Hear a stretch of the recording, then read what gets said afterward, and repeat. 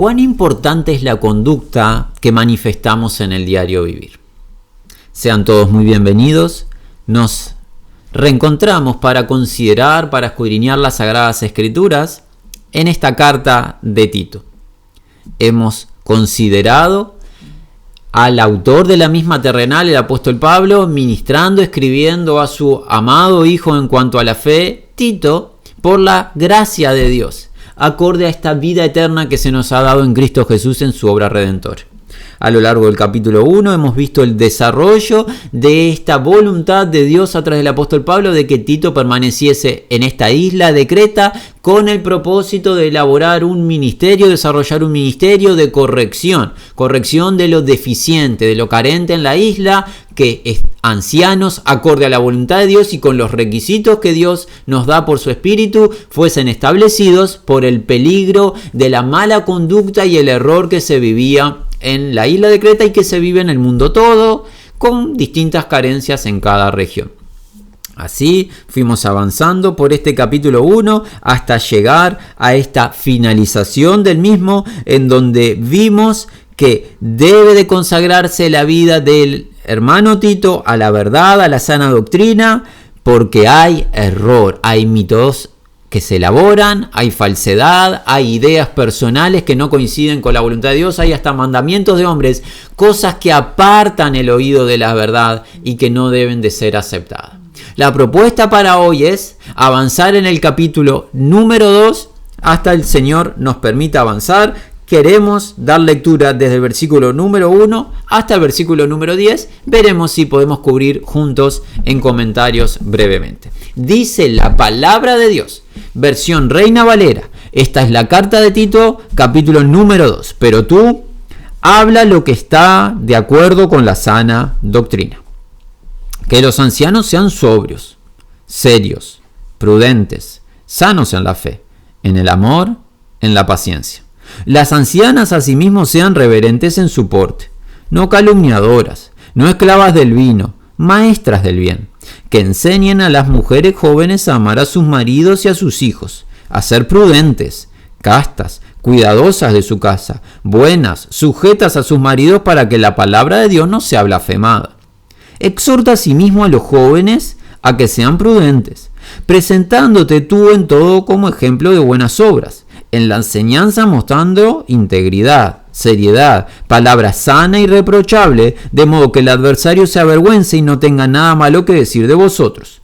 Exhorta a los siervos a que se sujeten a sus amos, que agraden en todo, que no sean respondones, no defraudando, sino mostrándose fieles en todo, para que en todo adornen la doctrina de Dios, nuestro Salvador. Y vamos a frenar aquí la lectura de Dios, no porque no continúe la enseñanza, sino solamente por un tema de tiempo.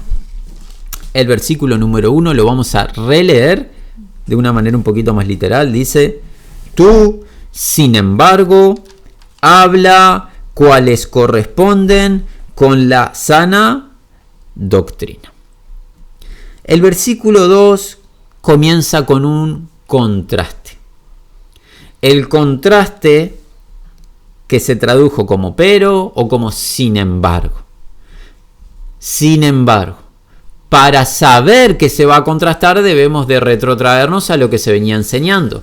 ¿Qué se enseñó de esta realidad de la actuación o el fingimiento? La profesión de labios que no coincide con el interior. La profesión del conocimiento de Dios, pero la negación de los hechos o las obras de Dios con una mala conducta. Personas que no han nacido de nuevo por no haber recibido el Evangelio de la gracia de Dios y que tienen una apariencia de piedad. Tienen un aspecto, pero su conducta niega las obras de Dios. Y en medio de este contexto, cuando hay falsedad, uno tiene la tendencia a pensar, está todo perdido.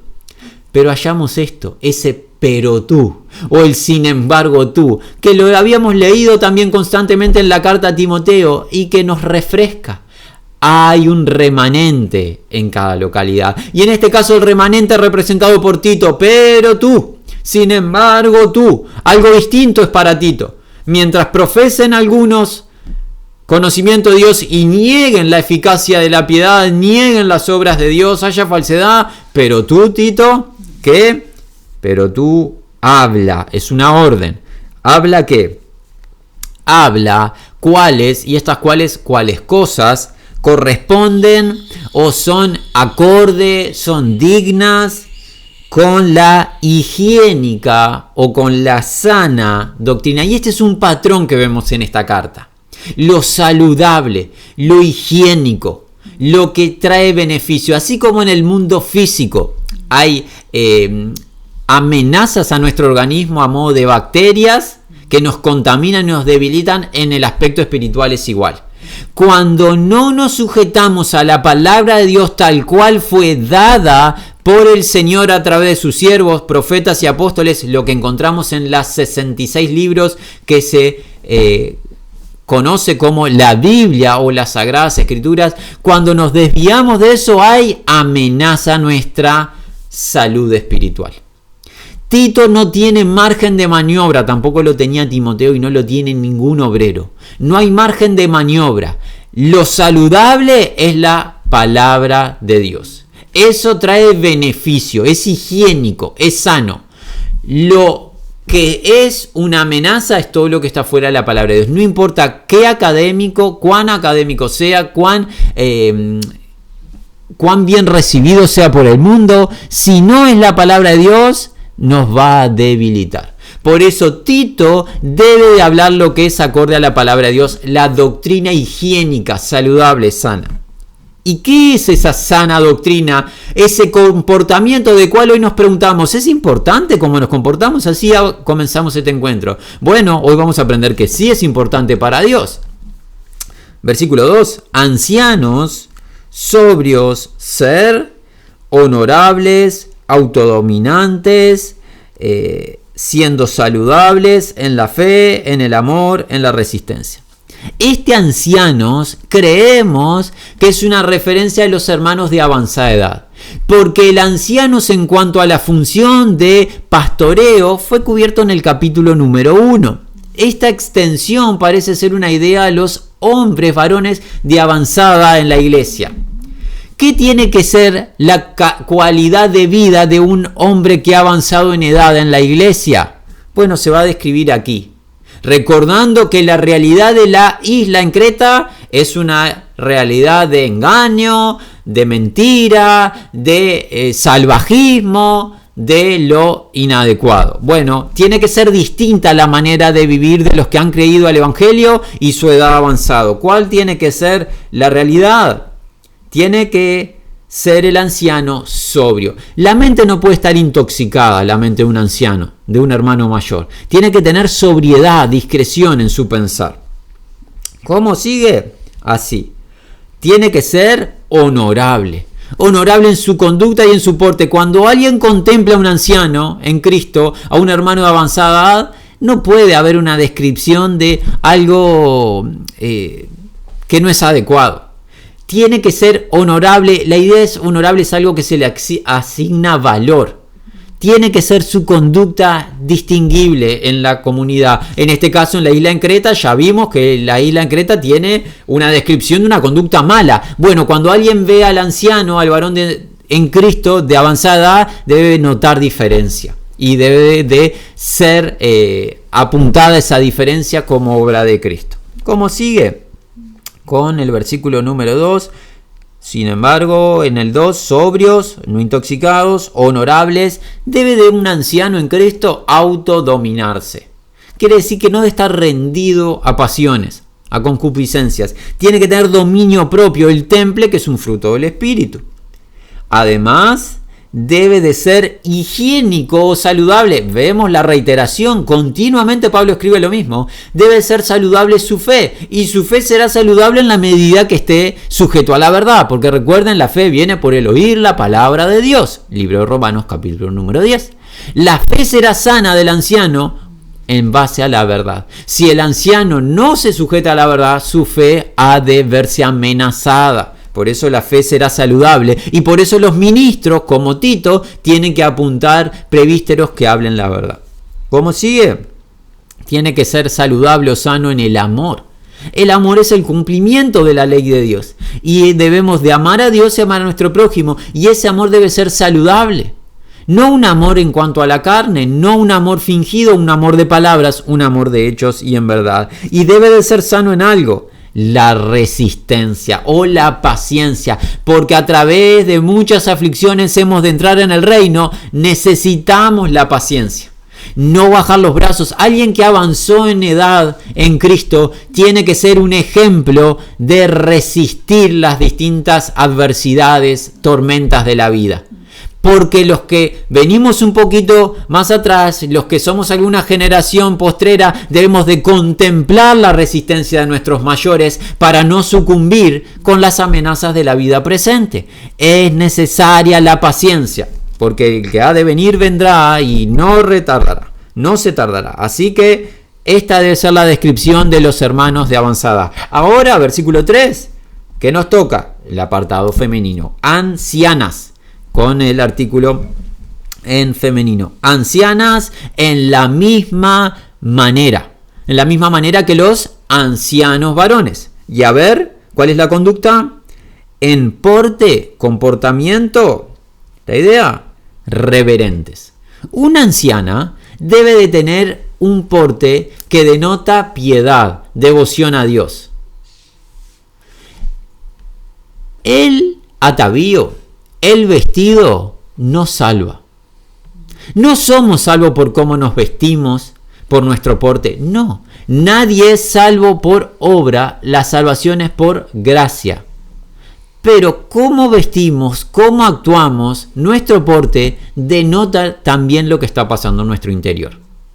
Y estamos en días donde el ser humano, apartado femenino pero masculino, no tiene un porte reverente. Esto es fácilmente corroborable con que cada uno se salga de sus hogares, de sus recintos y simplemente transite la vía pública.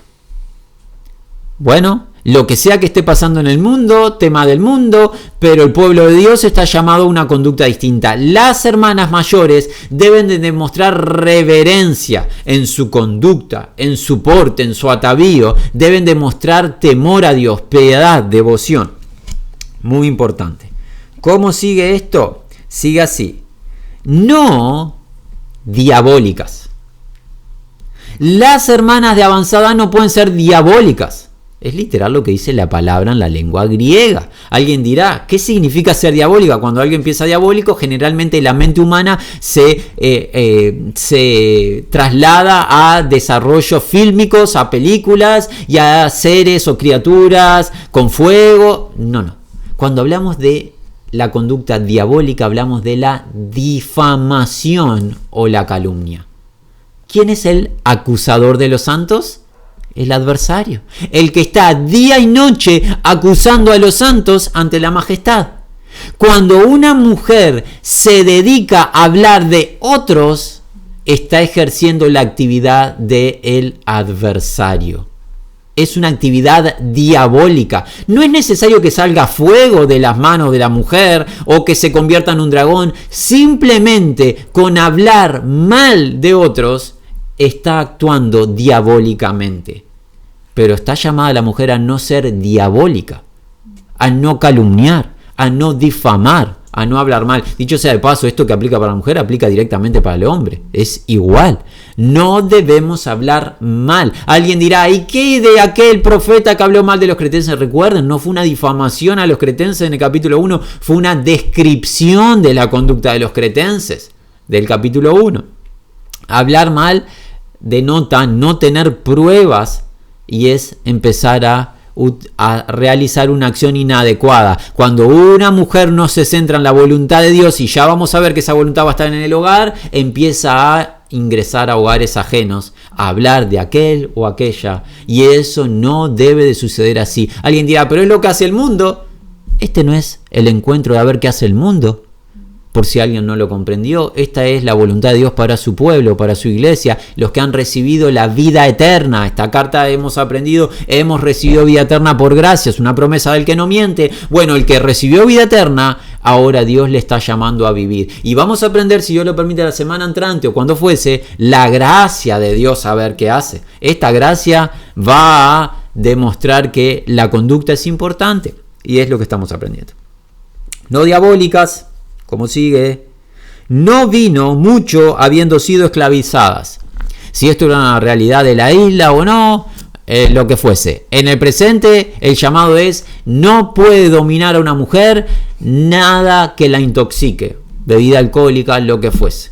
No debe de ser la conducta de la mujer de gobiernos de bebidas o de estupefacientes o lo que fuese. Debe de ser demostrar sobriedad a la mujer. ¿Cómo sigue? Docentes. Si tú nos has acompañado, has oído de nuestra parte, porque es lo que leemos en las Escrituras, que la mujer no tiene función pastoral en la iglesia de Cristo. Que la mujer en la iglesia local no es llamada al ministerio del presbiterio o de la enseñanza pública. En la iglesia local, cuando se congrega la iglesia. Mas la mujer es llamada a la docencia. Alguien dice, ¿es una contradicción? Es llamada a la docencia en un contexto. Lo vamos a ver. Es la mujer llamada a la docencia. ¿Qué mujer estamos hablando? La mujer mayor. Estamos hablando. Hoy vimos a los hombres mayores y ahora vemos a las mujeres mayores. Es llamada la mujer a la docencia, a la enseñanza. ¿La enseñanza o la docencia de qué? De lo que es justo o lo que es bueno. ¿Y qué es justo o bueno delante de Dios? Siguiente versículo, 4. Para que entrenen, la idea de entrenar, de corregir, de instruir, de formar, de discipular, sobrias, las jóvenes, las nuevas, amadoras de esposo ser.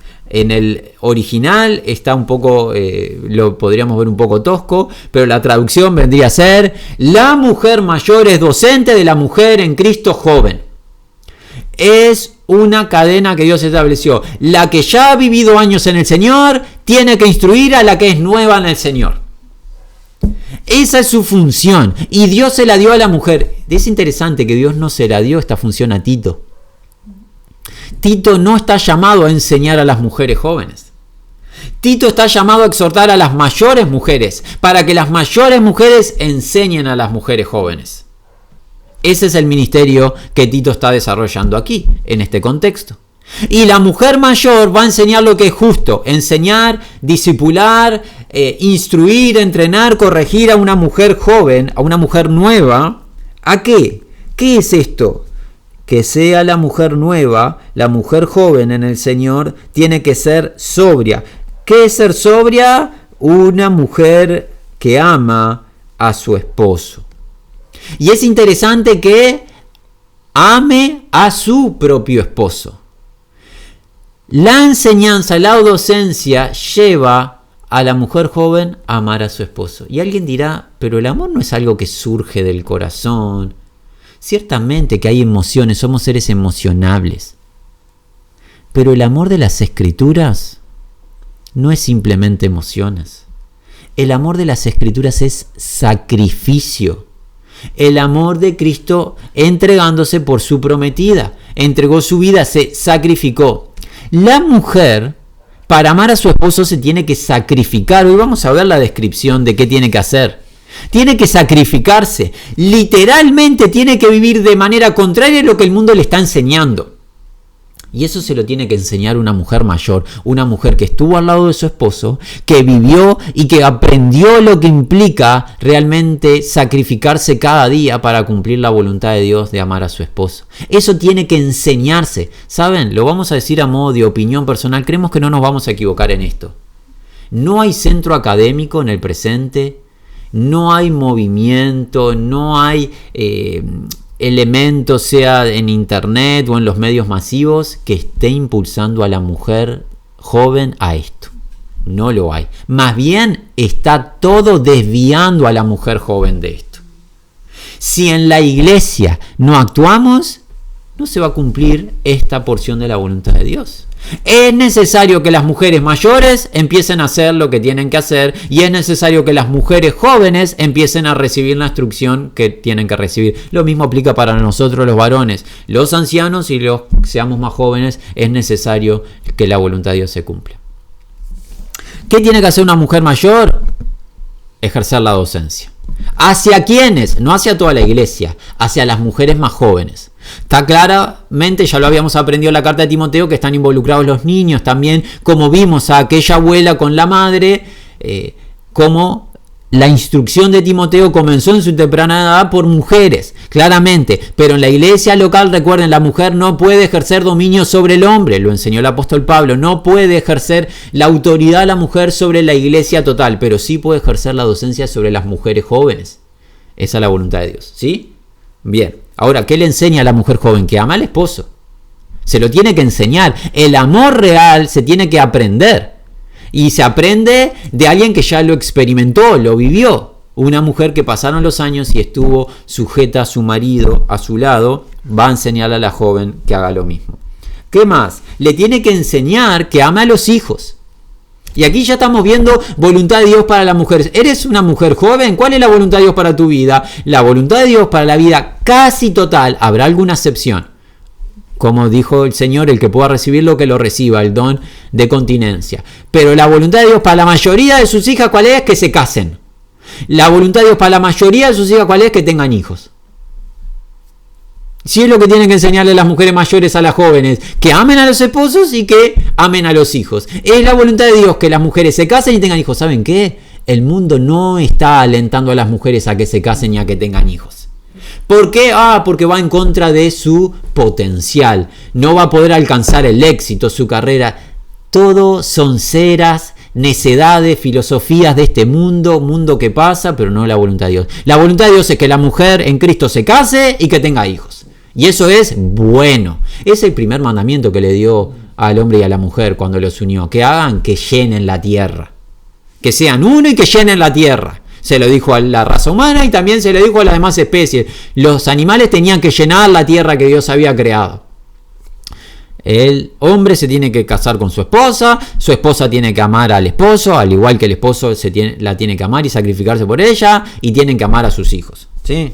Esto tiene que enseñárselo la mujer mayor a la mujer joven. Que ame al esposo, que ame a los hijos. ¿Qué más tiene que hacer la mujer? Tiene que enseñarle a las jóvenes que sean autodominantes. Nuevamente, el dominio propio. No deben de rendirse a las pasiones del mundo, sino que tienen que mostrar temple, dominio propio.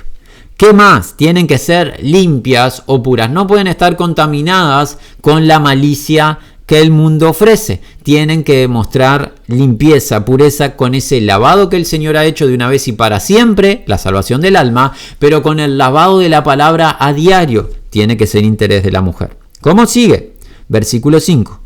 Tienen que ser caseras, domésticas, caseras buenas, domésticas. ¿Qué significa? Y no tenemos temor en decirlo, por más que a algunos podrá causarle dificultad. La mujer de Dios tiene un ministerio fundamental: estar en el hogar. Ese es un ministerio que no se puede alterar, que no se puede cambiar. ¿Es el ministerio que Dios le ha dado a la mujer en general? Habrá alguna excepción, ciertamente. Pero en general, la voluntad de Dios para la mujer es que esté en el hogar, que sea doméstica, que sea cuidadora de ese hogar. No se puede sustituir a la mujer. No existe. Alguien dirá, pero tenemos recursos y vamos a contratar. No hay nadie para contratar, para sustituir a la mujer. Quien Dios puso en el hogar para cuidar el hogar, para formar, es la mujer. No existe un sustituto para la mujer en el hogar. No existe quien pueda cambiar a la mujer en la formación de los hijos. No hay centro académico. Olvídalo. No hay. El llamado a la mujer es que sea doméstica, casera. Eso es bueno delante de Dios. Y tú dirás, pero no voy a alcanzar el potencial ni el éxito de las otras mujeres. ¿Y qué? ¿Quién nos llamó a alcanzar el potencial y el éxito del mundo, de las mujeres del mundo? ¿Quién? Lo mismo para los hombres. Los caminos de Dios son distintos a los caminos del hombre. Y el camino al que nos llama es a este. Esto es bueno. La voluntad de Dios es que la mujer esté en el hogar. Eso es bueno. ¿Cómo sigue? Siendo doméstica. En la doctrina, nos hemos avanzado, en caseras buenas, subordinándose esta es interesante, subordinándose a los propios maridos.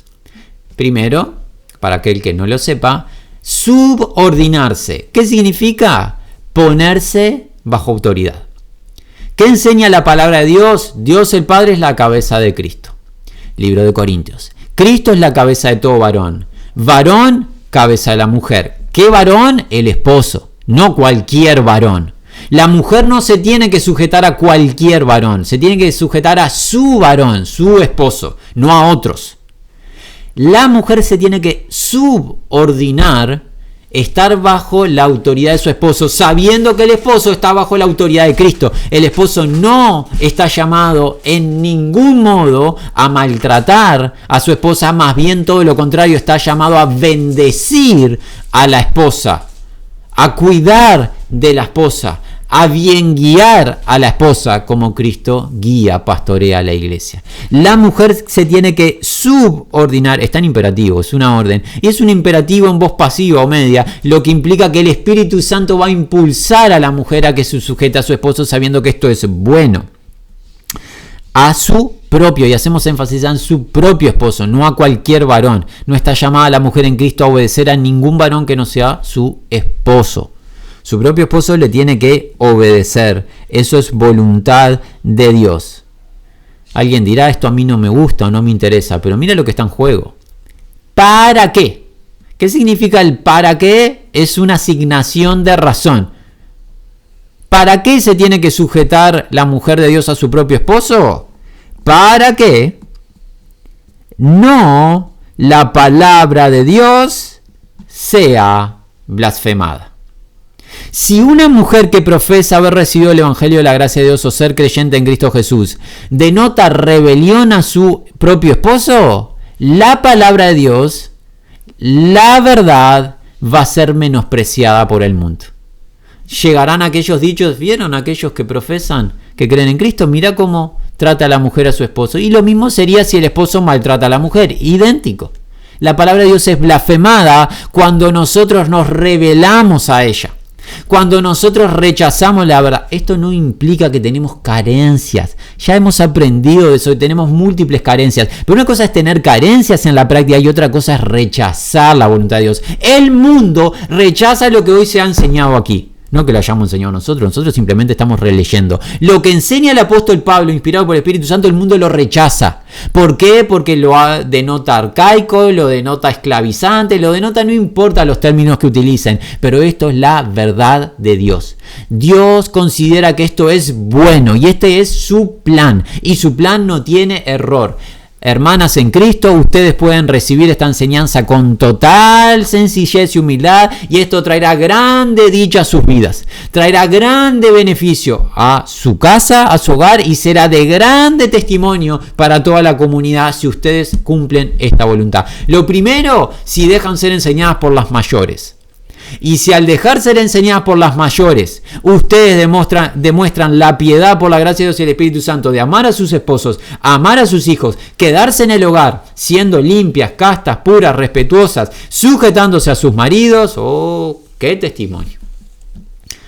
¡Qué testimonio del poder de Dios operando en una vida! Donde el mundo llama a la mujer a la conquista, al gobierno, a la rebelión, a esto, a lo otro, Dios está llamando a algo distinto.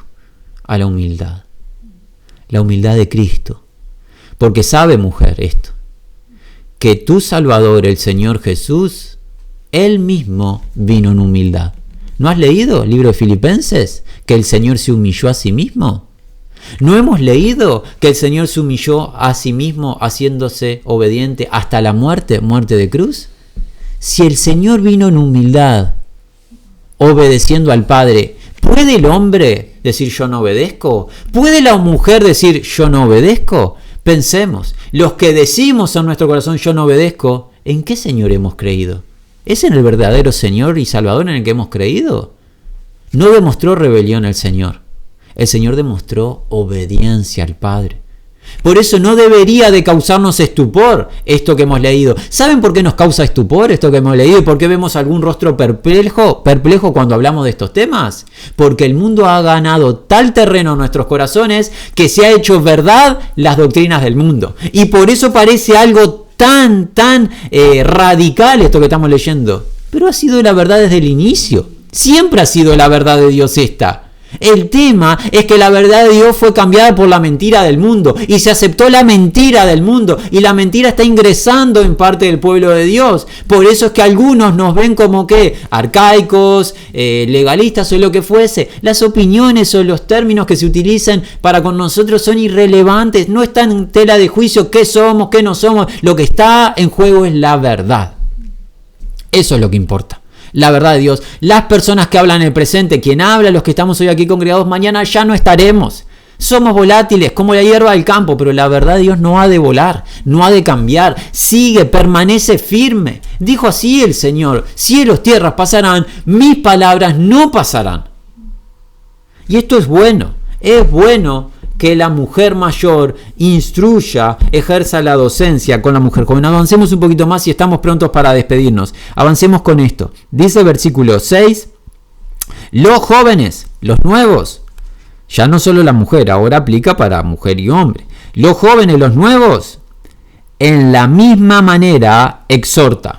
Ahora hay otro grupo al cual aderezar. Ya tuvo que aderezar primero a los hermanos de avanzada edad, después a las mujeres de avanzada edad y ellas a las de menor edad. No Tito directo a las mujeres de menor edad, las docentes mayores a las jovencitas. Y ahora sí Tito va directo a quienes, los jóvenes. ¿Qué les tiene que exhortar? Ser sobrios, que significa la idea de autodominantes. Qué interesante. ¿Qué se piensa del joven en general? Desenfreno, necedad. Bueno, en el pueblo de Dios el joven no debe de ser ni desenfrenado ni necio. Tiene que tener dominio propio, tiene que tener sobriedad en el pensar y en la conducta. Eso le tiene que instruir Tito a los jóvenes, a los nuevos creyentes en el Señor, una vez que van recibiendo la palabra de verdad. Él, Tito, en todas las cosas se tiene que exhibir o presentar como ¿qué? Como algo, como un patrón de buenas obras. Un patrón es un molde. En la industria, en cualquier fábrica, cuando se va a llevar adelante, pensemos un calzado, ¿qué se hace? Se diseña un molde que una vez que se avala y se corrobora qué es lo que la empresa quiere vender, sobre ese molde, sobre ese patrón, se toman las medidas, lo que fuese, y se replica. Se va copiando un molde, un patrón para que todos los calzados salgan iguales al ejemplo, al molde o al patrón. ¿Qué es la idea? Que Tito, por la gracia de Dios y el Espíritu Santo, tiene que actuar como la voluntad de Dios así lo requiere, imitando a Cristo, y él tiene que ser un ejemplo, una referencia para que los que son más jóvenes vean cómo se vive en la gracia de Dios habiendo recibido el Evangelio. Es el molde, el patrón para que los demás imiten. Es bueno que en cada localidad tengamos hermanos a los cuales mirar.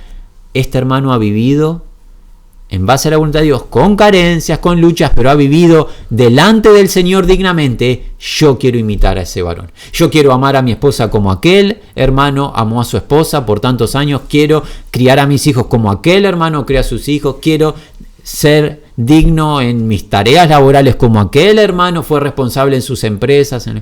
Eso es bueno. Y es lo que Tito tiene que hacer. Ser un molde, ser un patrón para que los más jóvenes vean cómo se vive. Porque ciertamente que si los más jóvenes se ponen a mirar en la isla, ¿qué va a mirar? Salvajismo, mentira, engaño, corrupción. Si dejamos que los jóvenes miren al mundo, los ejemplos del mundo, ¿dónde terminan los jóvenes? Arruinados. ¿Qué necesitan los jóvenes? Los jóvenes necesitan vidas que hablen la verdad, pero vidas que procuren vivir la verdad. Porque un joven fácilmente va a detectar a alguien que dice lo correcto, como los del final del capítulo 1, que profesan lo bueno, pero después hacen lo malo. Eso fácilmente se detecta y un joven lo detecta. Detecta la hipocresía. En cambio, cuando un joven contempla a alguien que profesa la verdad y que procura vivir la verdad, eso ha de causar gran resultado. va a utilizar Dios esa vida piadosa del anciano para bien. Piensa, el que haya escuchado hoy que dice, avanzada edad, al mundo no le importo, que la gente nos pasa por arriba, nadie nos presta atención. No, así. ¿Será así para con el mundo? Bueno, puede ser, pero no en el pueblo de Dios. Cuán importantes son los hermanos y las hermanas mayores. Son el ejemplo a seguir. Involúcrense. Los jóvenes, los que tenemos una edad un poquito menor, seamos ¿qué? Humildes, obedientes, receptivos. Pero los mayores, no se escondan. No tengan conmiseración de sí mismos como que nadie les interesa sus vidas. Al contrario, son el molde, son el patrón a imitar por la gracia de Dios. Qué importante, dijimos, ¿es importante la conducta para Dios? Cuán importante, ¿verdad? Cuán importante, cuán importante. Gracia de Dios para salvar, gracia de Dios para instruir. Ha de continuar la semana entrante si Dios lo permite. Nos resta el deseo que esta gracia salvadora de Dios, que se manifestó en el entregar su inocente vida, la de Cristo Jesús en la cruz del Calvario, en morir, ser sepultado y el poder de Dios levantarle de entre los muertos para conceder justicia a todo aquel que cree, hombre o mujer, grande o pequeño, esa gracia sea con todos los que aman a Jesucristo.